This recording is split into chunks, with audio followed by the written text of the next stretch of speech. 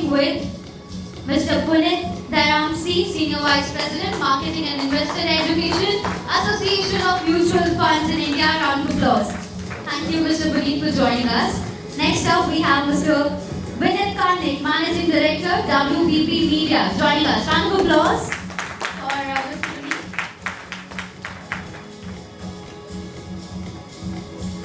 And this session will be moderated by Mr. Satrajit Sen, Chief Operating Officer, Events at AMFI. Round of applause.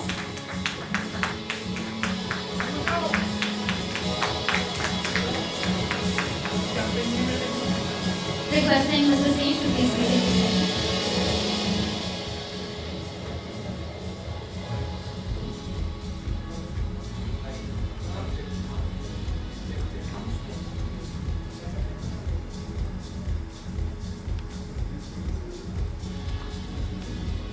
Yeah, it's working fine.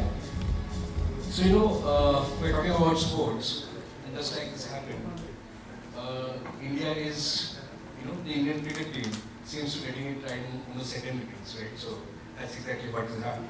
I got it right on the second attempt.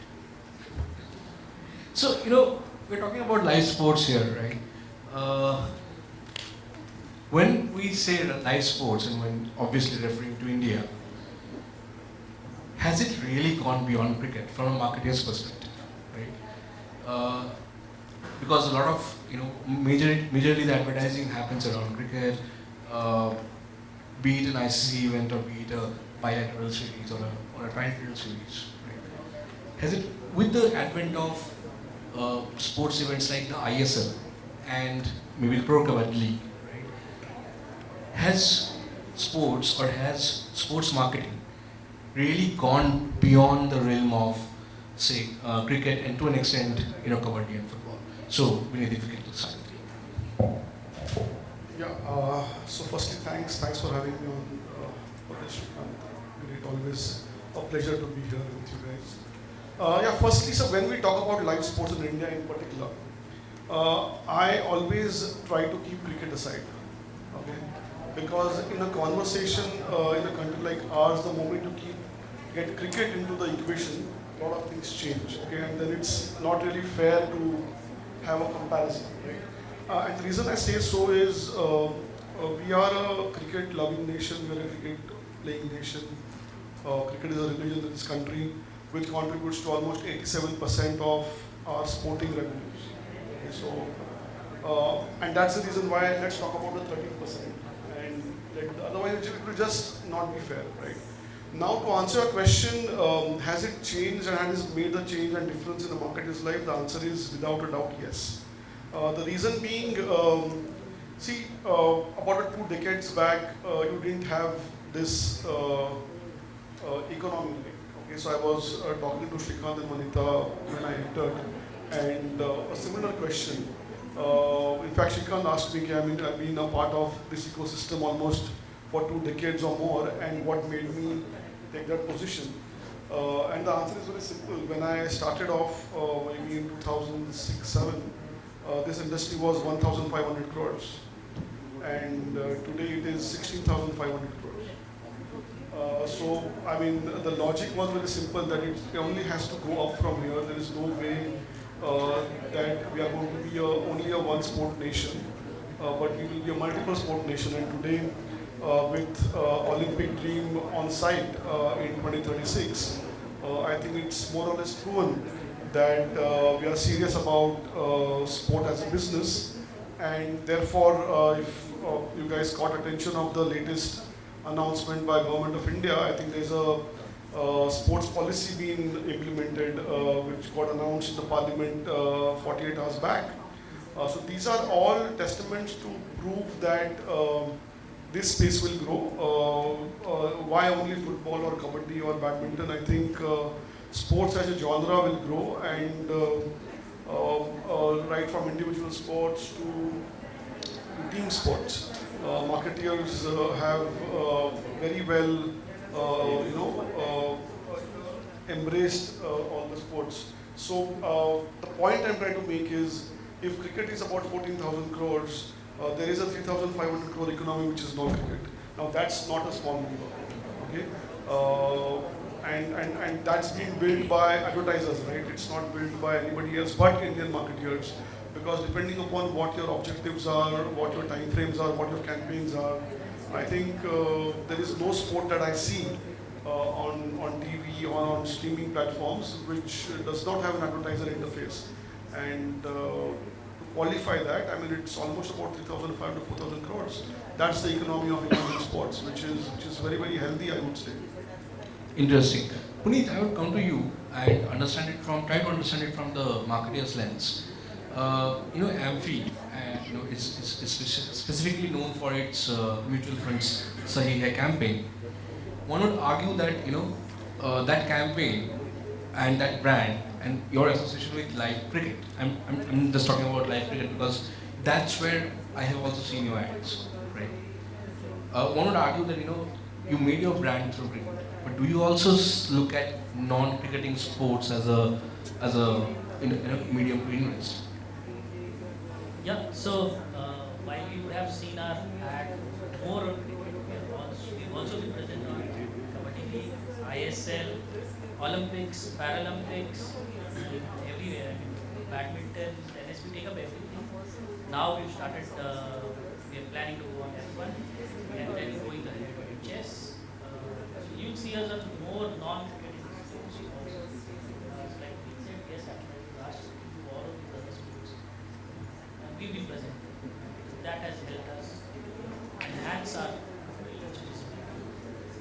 But just an argument, your campaigns still feature the cricketers. Yes, so there is a reason for that.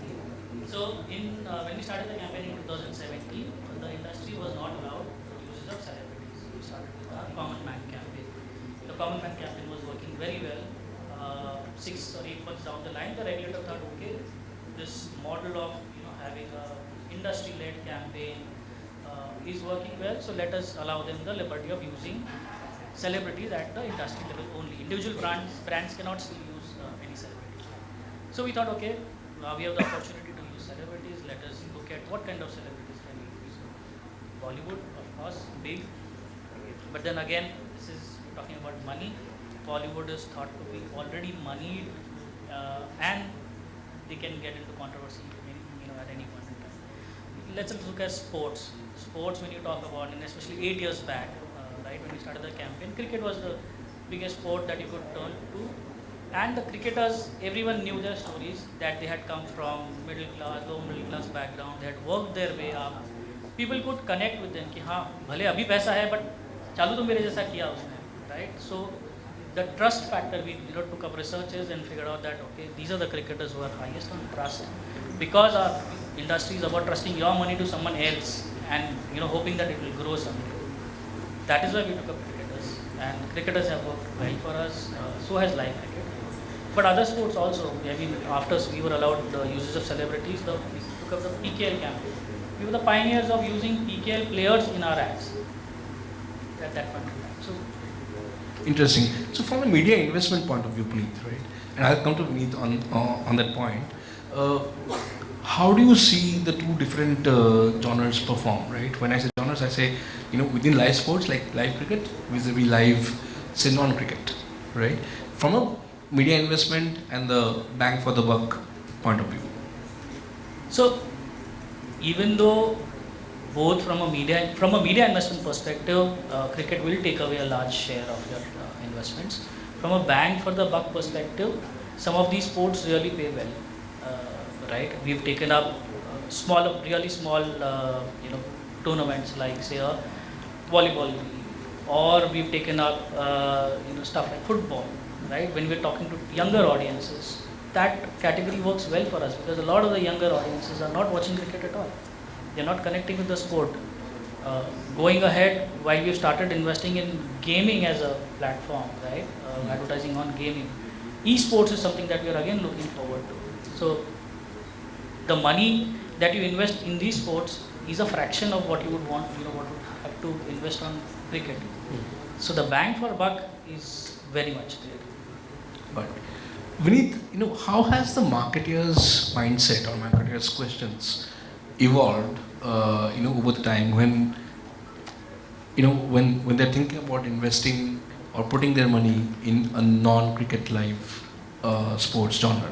I mean, cricket is investing in cricket is a generic thing, right? I mean, they will definitely go for it. So look, while cricket cuts across geographies, across age groups, and there is a serious amount of regionalization for our sport. Okay? And that's when the entire emerging economy comes into play, emerging sport economy. And if you see the way marketeers have smartly used it, I mean, you look at, say, a Kabaddi works very well in Maharashtra, parts of South. Football works brilliantly in the East, Northeast, Goa. Badminton possibly today is the most played sport because if you look at the multiple badminton academies around us across markets, it's only mushrooming, right? So for every brand campaign, there should be an objective to embark with the sport, right? And that's what marketeers have done very, very smartly.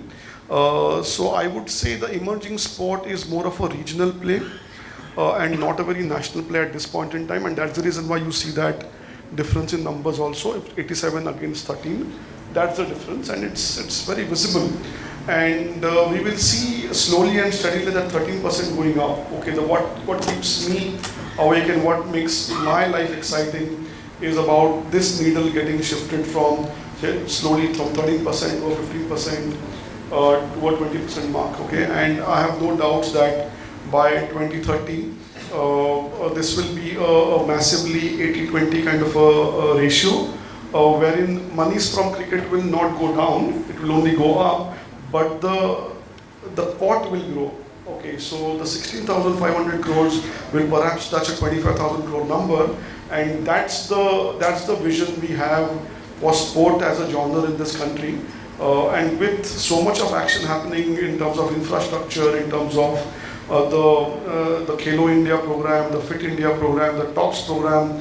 In fact, Government of India announced a scaled up version of TOPS program that they are going to be sponsoring almost 10,000 newer athletes and a guaranteed income every month, which basically what they're trying to do is they're trying to say that if you are good in a particular sport, you invest your time in sport and your career will be taken care of. I think that's a very, very important assurance that's coming from the top, and that also reflects back on the industry, where we are extremely confident that the industry will grow at double digits in the next at least 10 years, if not more. Interesting. So let's look at the categories that are really fueling this growth, right? Do you see a specific pattern, right, wherein the so-called traditional brands, they opt for the traditional cricket medium, and the non-traditional ones, the new age ones, they're going for the non-cricket genre? Or is there a specific trend that you're looking to when you say that this category, X category, invests more in my category? See, everybody wants to be on cricket, so that's a given. I mean, I haven't met an advertiser who says I don't want to be on cricket. Yeah. So cricket delivers across, so that's again it's a no-brainer. I think from a non-cricketing perspective, I think the BFSI category is the most active category. Okay, for team sports, you have the fantasy league category for obvious reasons, very active, and then you have these tactical campaigns which brands are using other sports for. For example, today it's a very common sight to see women cricketers in ad campaigns. It's a very common sight to see Neeraj Chopra in ad campaigns. We have seen Saina Sindhu, our poster girls of badminton, and the way the marketing community embraced them as the pillar of their brand campaigns.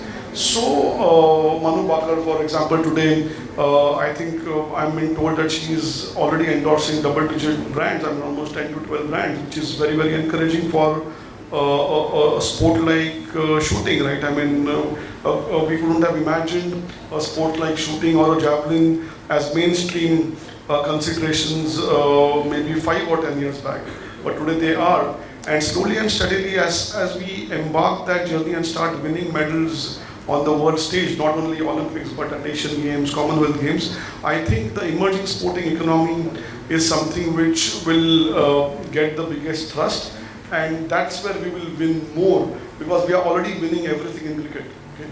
So I think the excitement for people like us is to see that pie growing, those athletes coming into mainstream, and marketeers able to use them in their campaign and those sports as a part of the storytelling that an advertiser wants to tell to the audience. Interesting. Moving on from this cricket, non-cricket debate, right? Let's look into the screens debate, the first screen, second screen, and to an extent these days the third screen debate as well.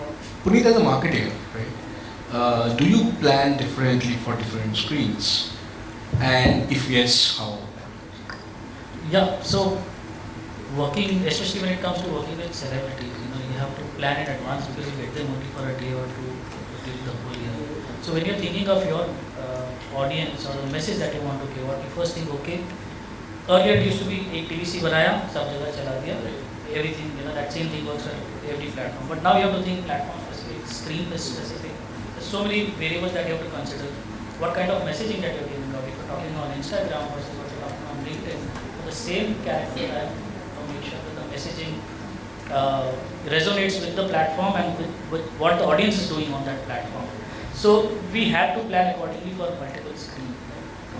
Be it your TV, then you have connected TV. Again, the way people interact with connected TV is different from your traditional TV. So you have to think of, okay, how do I get my engagement there, because it is finally digital. So we want to ensure that we get something more out of it than traditional TV. So how do you add more to that ad which is going to run on your CTV versus what you're going to do on mobile? Yeah. You have to. How do brands react to this screen debate? And I don't think there's a debate there. I think multiple screens is a part of our life on a daily basis. So why only sport? I think any content we consume, I think multiple screens is a part of our lives already. So I don't think there's a debate, but yeah, I think you need to look at screens differently depending upon what the screen is today. So for example, today you're talking about micro dramas are becoming so popular. Why is it so? Because eventually multi-screen planning is about absorbing that consumer attention in whichever shape and form it is. Okay, the biggest advantage we have with sport today is that it's a guaranteed appointment viewing. Numbers may differ depending upon cricket or kabaddi or football, but at a particular time when that live action goes, there is no catch-up TV on sport. There are highlights on sport, right? Therefore, therefore appointment viewing becomes very, very important. And multi-screen planning is a function of live action versus some of the push products that I would want to possibly do. And I've seen some of the questions in the previous round of quiz. I think what a Swiggy or a Zomato or a Uber is doing with live sport, it's commendable, because those are here and now, or a Coke or a Pepsi for that matter, because these are some of the product categories who are engaging beautifully with sport today, and they are not on the main screen, they are on the second or the third screens, okay, where and they are actionable, okay, where you can actually tangible benefits from a marketing or a sales perspective can be measured through these campaigns. So more and more such things will come into play. Advertisers will evolve and create a brand category for themselves in such a way that the third screen and fourth screen or the second screen is used for impulsive buying, whether it's quick commerce or whether it is your food delivery apps or any digital products for that matter. Would continue to do so. So I think it's not a debate, it's an obvious choice. from multiple screens to, let's address the new kid in the block, which is like esports, and Punit mentioned about it. Now, in esports as well, there is live esports and there is normal, recorded esports. Punit, I come to you from a marketer's perspective. Where is it that you decide on whether or not to invest in esports, be it live or be it recorded? So right now we are watching the category, right? And while we've taken up on mobile gaming, which is not really a sport, but yeah, that is where we've started investing more and more. But we're looking at esports from both in terms of audience. The younger audiences are there, and we want to reach out to that audience because we've seen that for us as a category, they've gone off to riskier products like stocks and cryptos, but they're not investing in mutual funds. So, the more we want to reach out to them more often. And esports as a category could help us reach out to them. But how do we talk to them? What kind of messaging will work there is something that we still have to.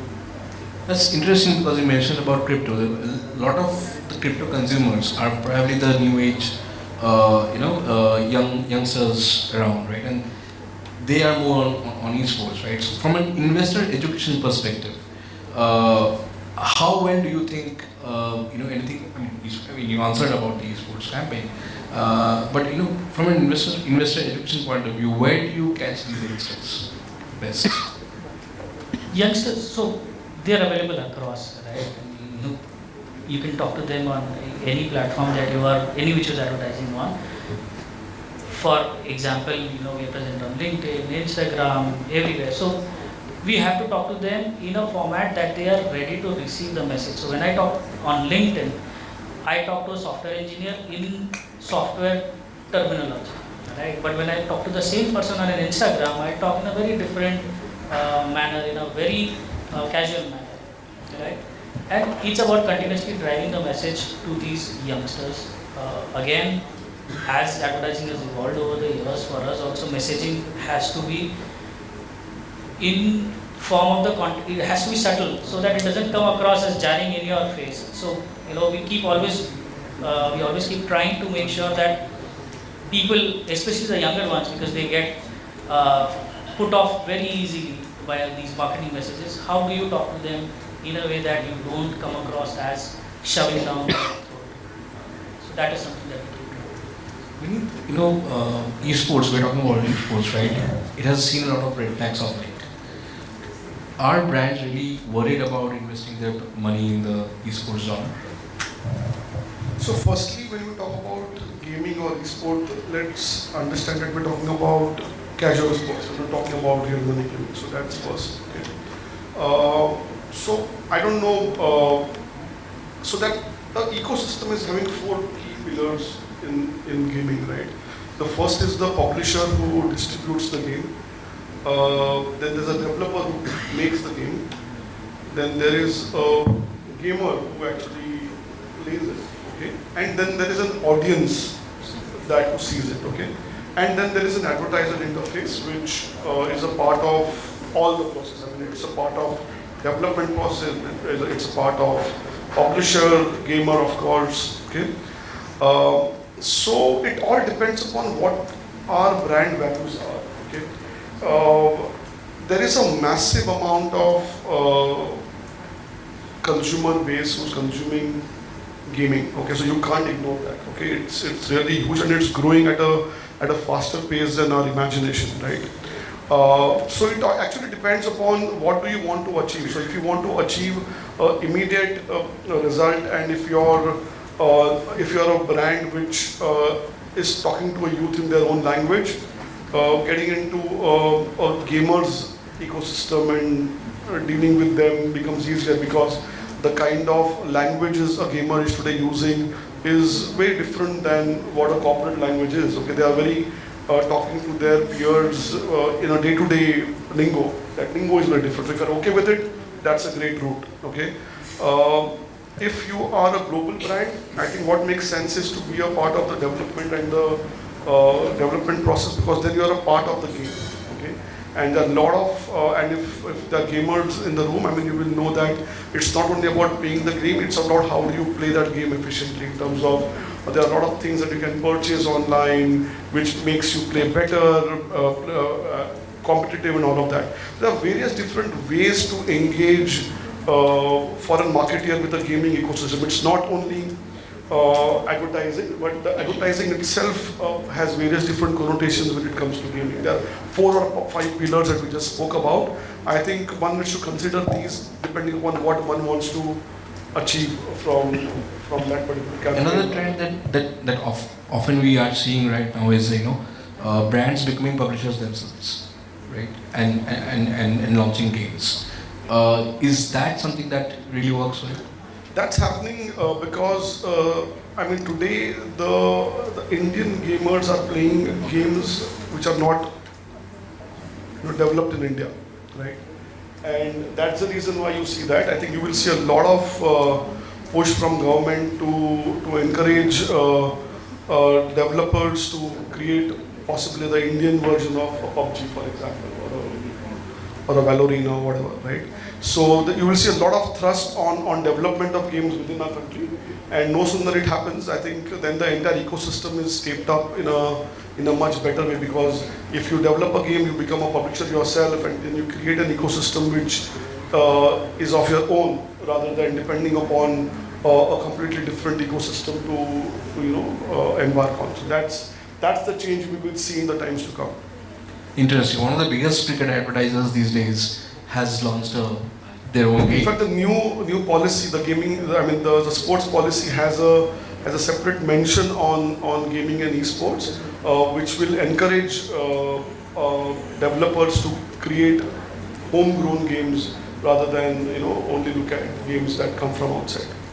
Interesting. Well, it says time is up, but I'd have one last question, and let's make it a rapid kind of a quick fire. One bold prediction that both of you can make of how this live sports marketing is going to evolve in the coming years.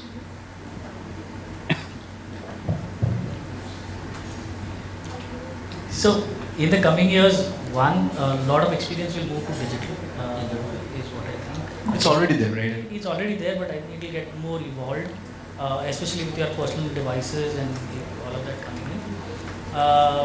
in. Like we've already discussed, that it's going to be a lot more multi-sport than now. Vinit? So it will definitely be digital without a doubt. I think there will be a lot of tech interventions from a marketer's perspective in live sport.